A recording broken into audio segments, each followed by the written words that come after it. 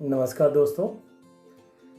गीता जी का छठा अध्याय हमने पिछले वीडियो में सुना, तो चलिए आज मैं आपके सामने प्रस्तुत करता हूँ गीता जी का सातवां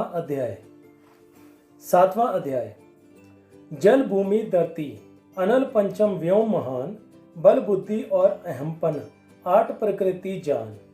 ये मेरी माया प्रबल भव के बीच प्रधान, इसके अंश जो वस्तु है जाल उसी का जान। हे अर्जुन, जिमी सूत में सत के मोती होत, तिमी मूज में सारा जगत जानो ओत प्रोत। मुझसे बाहर कुछ नहीं है, हूँ मैं सबका कठोर, इस सप्तम अध्याय में कहते माखन चोर। तो सातवां अध्याय प्रारंभ कर रहा हूँ, जो प्रकृति भेद योग भी कहलाता है। श्री कृष्ण भगवान बोले, हे पार्थ, मुझ में मन लगा करके मेरे ही आश्रय होकर योगाभ्यास करते हुए मेरे स्वरूप का संशय रहित पूर्ण ज्ञान होगा। सो सुनो, वह पूर्ण ज्ञान मैं तुम्हें सुनाता हूँ, जिसके जानने से तुमको इस लोक में और कुछ जानना शेष ना रहेगा। सहर्षों मनुष्य में से कोई एक सिद्धि प्राप्ति के लिए यत्न करता है, और उन यत्न करने वाले सिद्धों में से भी कोई एक मुझे ठीक जान पड़ता है। पृथ्वी, जल, अग्नि, वायु, आकाश, मन, बुद्धि और अहंकार, ये 8 प्रकार की मेरी प्रकृति माया है। इसी प्रकृति को जड़ कहते हैं, और हे महाबाहो, इससे दूसरी प्रकृति चेतना है, जिसने संपूर्ण जगत धारण किया है। इन्हीं दोनों प्रकृतियों से सब प्राणी मात्र उत्पन्न होते हैं। ऐसा जानो, ये प्रकृतियां मुझसे ही उत्पन्न हुई हैं। इस प्रकार जगत की उत्पत्ति और प्रलय का कारण मैं ही हूँ। हे धनंजय, धागों में जिस प्रकार मणि पिरोई जाती है, उसी भांति ये संसार मुझ में गूंथा हुआ है। मुझसे परे और कुछ भी नहीं है। हे कुंती पुत्र, जल में रस मैं ही हूँ, चंद्रमा और सूर्य में प्रभा मैं ही हूँ, सब वेदों में प्रणव मैं ही हूँ, आकाश में शब्द तथा पौरुष में मैं ही हूँ। हे अर्जुन, पृथ्वी में जो सुगंध है तथा अग्नि में तेज मैं ही हूँ, सब प्राणियों में जीव और तपस्वियों में तप मैं ही हूँ। हे पार्थ, संपूर्ण प्राणियों में संतान बीज रूप मुझको ही जानना। बुद्धिमानों में बुद्धि रूप और तेजस्वियों में तेज मैं ही हूँ। हे भरत, शर्ब, काम और रोग रहित बलवान पुरुष में बल और पुरुषों में धर्म के विरुद्ध जाने वाला मैं कर्मा में ही हूँ। जितने सात्विक, राजस, तामस पदार्थ हैं, वह सब मुझसे ही उत्पन्न हुए हैं, परंतु उनमें मैं नहीं रहता हूँ, ये मुझ में है। सत्व, रज, तम, ये तीनों गुणों के भावों से ये सारा संसार मोहित रहता है। इस कारण ये इससे परे मुझे अव्यय परमात्मा को नहीं जानता। मेरी ये गुणमयी और दिव्य माया अत्यंत दुस्तर है। जो मुझको अनन्य भाव से भजते हैं, वह इस माया को पार कर जाते हैं। जो पापी, मूढ़, नराधम माया ने जिनका ज्ञान हर लिया है और आसुरी भाव ग्रहण किए हुए हैं, मुझको नहीं पाते हैं। हे भारत श्रेष्ठ अर्जुन, 4 प्रकार के मनुष्य मुझको भजते हैं। दुखिया, जिज्ञासु, ऐश्वर्य की कामना करने वाला और ज्ञानी। 3 में सदा मुझ में एकाग्रचित और केवल मेरी भक्ति वाला ज्ञानी पुरुष श्रेष्ठ है। क्योंकि मैं ज्ञानी का अत्यंत प्रिय हूँ और वह मुझको प्रिय है। यद्यपि वह सभी भक्त अच्छे हैं, तथापि ज्ञानी तो मेरी आत्मा ही है, क्योंकि वह मुझ में ही मन लगाकर मुझको ही सर्वोत्तम गति मान मेरा ही आश्रय ग्रहण करते हैं। अनेक जन्म के अंतर्ज्ञानी मुझे पा लेता है। ऐसा महात्मा अत्यंत दुर्लभ है, जो सब जगत को वासुदेवमय समझे। अपनी अपनी प्रकृति के नियम के अनुसार मनुष्य भिन्न भिन्न काम वासनाओं के अज्ञान में डूबकर उन फलों की चाहना से अन्य देवताओं के अधीन होकर उनकी उपासना करते हैं। हे अर्जुन, जो भक्त श्रद्धा पूर्वक जिन जिन देवताओं का पूजन करना चाहते हैं, उन पुरुषों की उस श्रद्धा को मैं दृढ़ कर देता हूँ।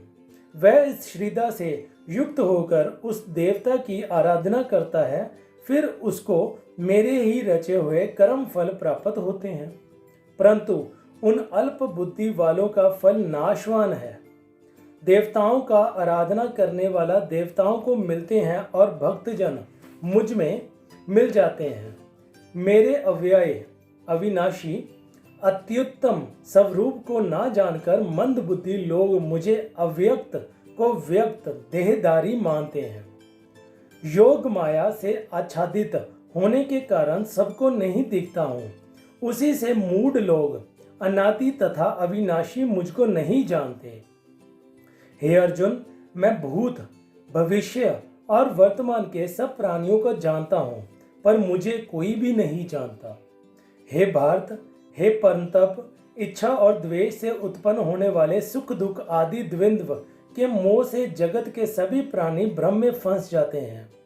जिन पुण्य आत्माओं के पाप नष्ट हो गए हैं, वह पुण्य कर्म करने वाले भक्तजन द्वंद्व के मोह से छूटकर दृढ़ निश्चय करके मेरी भक्ति करते हैं।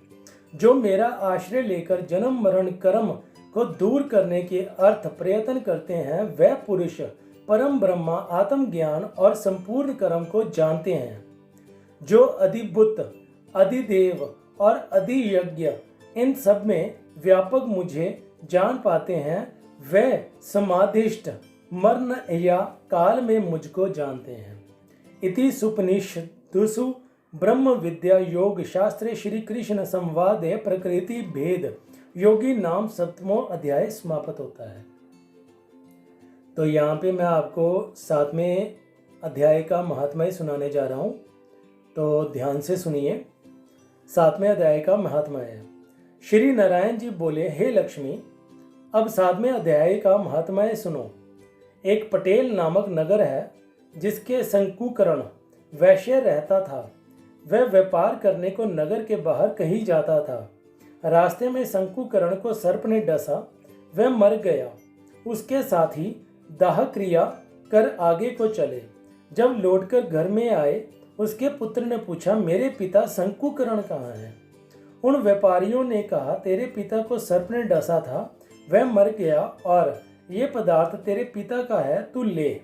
पुत्र ने कहा, जिस सर्प ने मेरे पिता को काटा है, मैं तिसको मारूंगा।